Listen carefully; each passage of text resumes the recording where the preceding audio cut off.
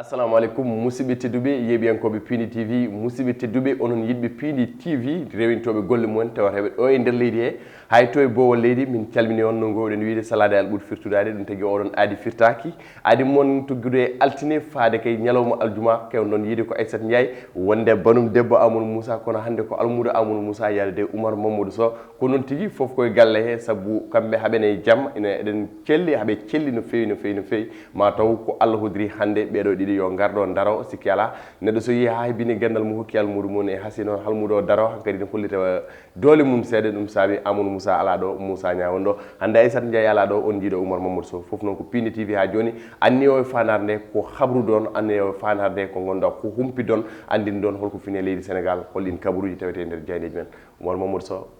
bandiraɓe yeeɓiyankoɓe Pini TV ko noon Moussa Niang a salminama en calmini dendagal bandiraɓe yeeɓiyankoɓe ayawo meɗen Pini TV ɗo ɓe goni e no ɓe goniri e duni baba adama nde en calmini no mbiɗa ni Aissata Ndiaye e mon frère Amadou Moussa noon nani ko kanko rendinat hikka pays gammuɗe toon to Hunari en calminimo en juurimomo kanko e dendagal yeeɓiyankoɓe men en nduno kadi aussi dendagal bandiraɓe julɓe e ñalawma tedduɗo hande o nde tawno hande ko jamma mawnindi jibinede Mouhamadou ɓuurɗo windere donc jamma gammu o eɗen ñagono dendagal ɓiɓɓe julɓe e jamma jaam kono kay yo jomiraɗo rokki en tawede oɗo saaha mburi Moussa ko noon tigui en mbi ko amin allahumma aminna eɗen ñaago kadi nde Allah hokkaten tudde balɗe moƴƴude battane eɗen mbiyaɓe kamɓe foof julmo wuuri mabɓe haaɓe jarlo haaɓe jaafo enen gani jarle men jaafi en kolliti en ñaguima jomiraɗo joom baɗe bawɗe adude cellal e jaam duumiɗo ha ko ganduɗa ngal ɗo beldal gongal ɗon hakkude Pulago e Pini TV nde Allah jokkata ɗum jokka gueɗe ɗe Allah mawnina gueɗe ɗe Oumar holko ɓuuri hande jojjude walla mbiyen holko ɓuuri hande tentude e nder jeydeji leydi Sénégal ko noon Moussa konngol ngol kam ko gotol tuggi hanki e nder ñalawma e faade hannde haala ka ko goto ko dissolution du gouvernement lamɗo leydi mo ganduɗa yooli laamu gonnoɗo ɗo no so wiyama laamu noon woni kala ko woni jagorɗe o haɗani e jagorɗe kala ko gollotono tan palais de la république e calɗi mawɗi oɗo saaha ittama leydi ndi ɗo woni ɗo ala gouvernement kono noon jandeji fof ke hen garti ɗum woni toɓɓere nde ganduɗa ko mawde hani ɗiɓi ubbude ko wayno gammu o e yoga e toɓɓe immigration clandestine ganduɗa ka yardeteno atta e hannde nde toɓɓere heedi dow ko noon tigui nde toɓɓere tigui heedi dow wadde bandiraɓe ko ɓoyata on piran ɗon paccir ɗon walla ɗeɗon kele gadane jayne leydi Sénégal Oumar no mbatten jaɓaɗen jayde las ko noon Moussa jayde las quotidien en jii ko natal lamɗo leydi ndi président Macky Sall jiiɗen hen Macky brandi son sabre o yaltini joguitari ndi de holko anni hen o anni ko addude waylo waylo e jaaƴe waylo waylo mawɗo e nder leydi meɗen Sénégal kono kay e fannu mo ganduɗa ko on tigui ɓe laamori e oɗo saaha holko saabi ɗeɗo pelletti holko yahani hen ko kanko tigui ɓuuri laaɓeɗi ɗum noon kanko lamɗo leydi ndi ko wayno woni fof janiyankoɓe ɓe las gaddi namdal e jacre ni jogui e ittugol Mimi Touré e wondude Mohamed Boun Abdallah Dionne e omo ganduɗa ko Jean-Maxime Simon Ndiaye Mimi Touré ɗen gandi kayatno conseil économique social et environnemental Mohamed Boun Abdallah Dionne wonno secrétaire général présidence de la république oy ko secrétaire général du gouvernement Jean-Maxime ɓen de koye hoolaɓe makko gonno iwi e oɗo saaha beele mabɓe gartu walla ala ko woni yesso dadani guitti en tout cas jandiyankoɓe ɓe mbi ne cikkiti mbaɗono Mimi Touré artata woni koɓe mbi Mimi perdu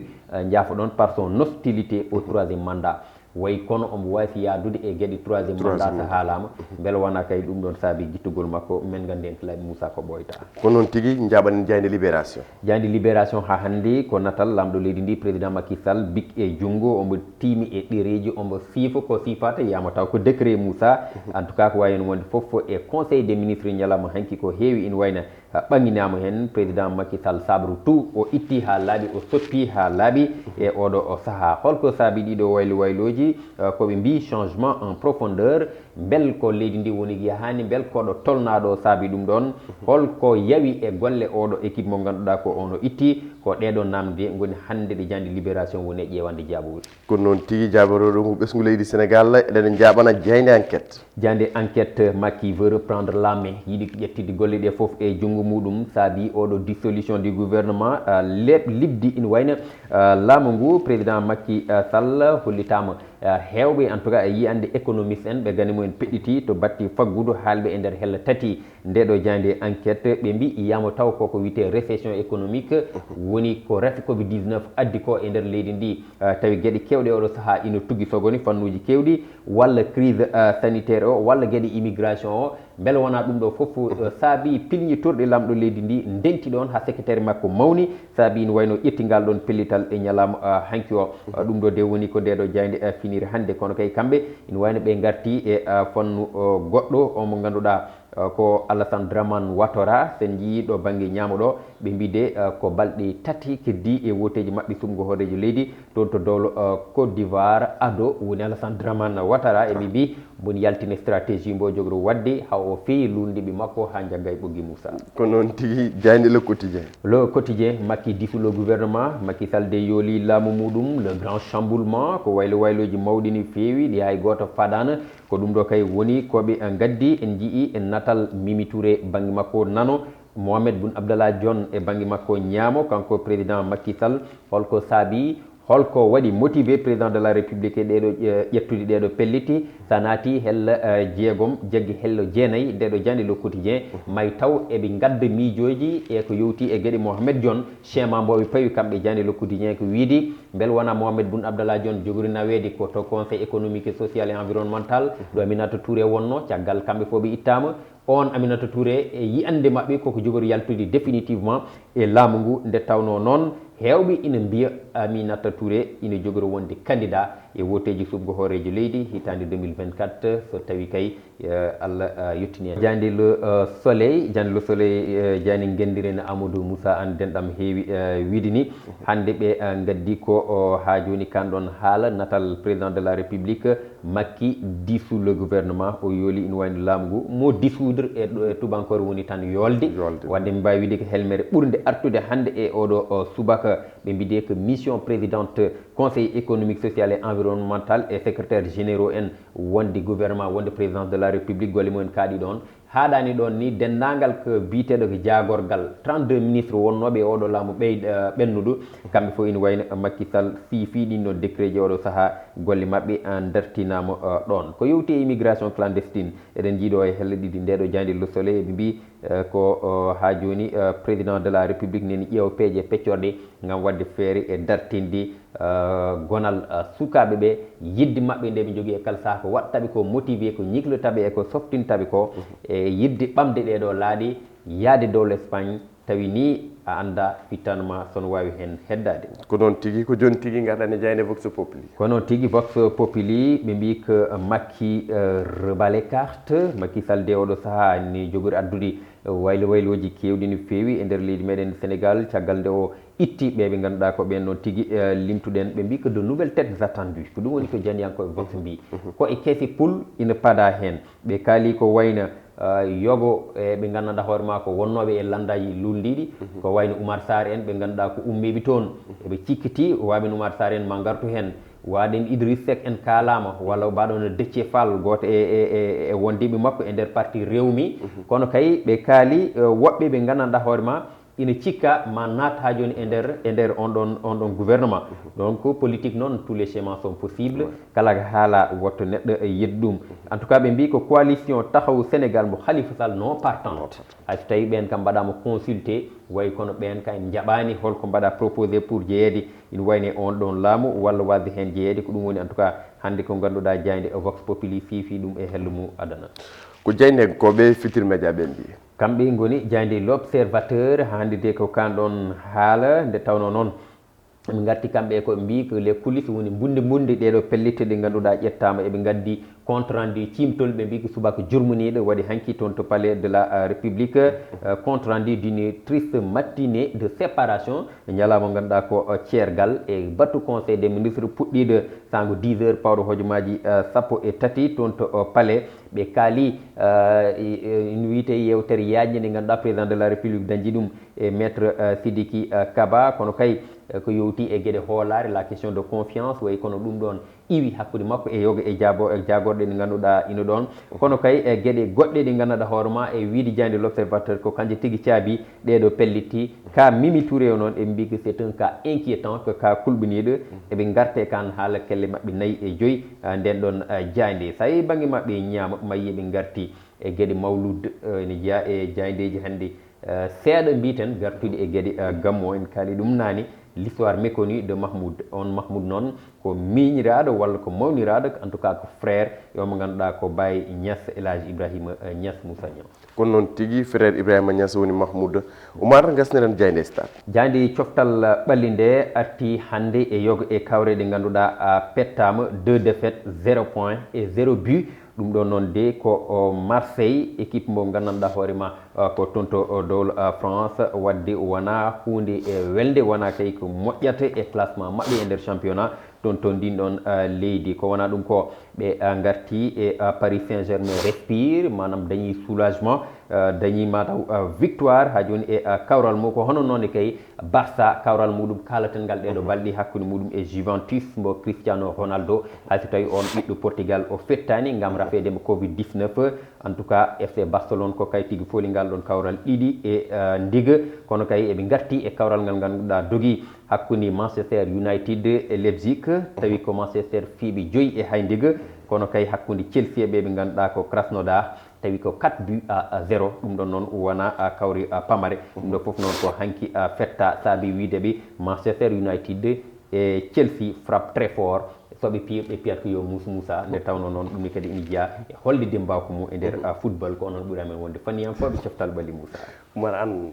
kaƴon meeɗi fiide hono hono score walla koko meeɗi fiyede hono oɗo score kaƴon de fiyama o score fi o score saabu mbedde siftoro première participation muɗum newetan ko addi kaƴon ko wadde révolté ha anniyi tigui ha wonnoɓe Dakar batti hen nottade ene ngar ko match kaƴon e Fanaye wonno 7 buts à 1 walla 6 buts à 1 vers 2004 2005 addi noon hanti vraiment mettere yimɓeɓe kiri ane deftude hen o noon kala mo kaƴon jagguno ñanen yikode ñalaw Moussa guila nden faada ñalagal hande e gol fiyan kaño reguidirɗi duuɓi 5 degguidirɗi ene ƴet coupe gasi 5 ans successifs ɗum ça veut tout dire donc defet mo gonɗa waɗi motivé quoi ko noon tigui saɗa fiya ha Moussa musidɓe tedduɓe on tigui ko ɗum ɗo tigui wonno ko tawete kelede gadane jaydeji leydi Sénégal sikki ala hayso tawi mawludu o nanɗo so hayso tawi caricature o nanɗo hayso tawi kadi ko wiite ganduɗa émigration clandestine ko ganduɗa waɗi frappé walla mbiyen des milliers de jeunes woni Eldorado ɗum noon tigui wonno ko cowetno ko haaletno e nder leydi Sénégal hande oɗo conseil de ministre walla mbiyen batu ɗum jaggorde wayli ɗum ha laaɓi saabu holko jiiya ko hesɗi guila hanki takkusan Oumar mbiyen walla vers les 13h ganduɗa ko nouvelle waɗi circulé o ombre de la rue hankadi ni moni fof no haala des têtes vont tomber des têtes vont tomber wadde des têtes ont tombé hande oɗo subaka on jii tigui kala ko wonno gouvernement e leydi Sénégal makki ɓabbiri ɗum donc Oumar holto fada walla holto faya holko sabbadal bon ane yiyandema ko noon en tout cas ine fada nomination gouvernement kesso eɓe mbi ko au plus tard ɗo e samedi hewɓe ni cikkino hanke eɗen gandi radio ji e télévision ngaji hayɗo koye édition ngaji spécial yimɓe gonno e tawno wi noon président wonno koye consultation ngaji wonde yewtiddi e wasdirde miijoji ɓe ganduɗa ko ɓen o jogori hen gollidde kono noon wiyama e hande ko jandeji ɗi ciifi ko ina gasiya ha ɗo e samedi en tout cas fada ko équipe goɗɗo ko équipe kesso président de la république kay woni chef suprême kay c'est lui qui nomme au poste civil et militaire kanko nomata ko kanko ittat hay goto witamo holfo saabi mbaɗɗa hono ni donc wadde omo jogui hen ɗon coppal omo jogui plein droit kanko waɗa définir ko tugi ko mbiyata la politique de la nation no leydi ndi yarata so moƴƴi ko kanko so boni ko kanko wadde ko kanko jogino hoolari o suuɓi nden haralde e lewru avril hitande 2019 wonno lebbi sappo e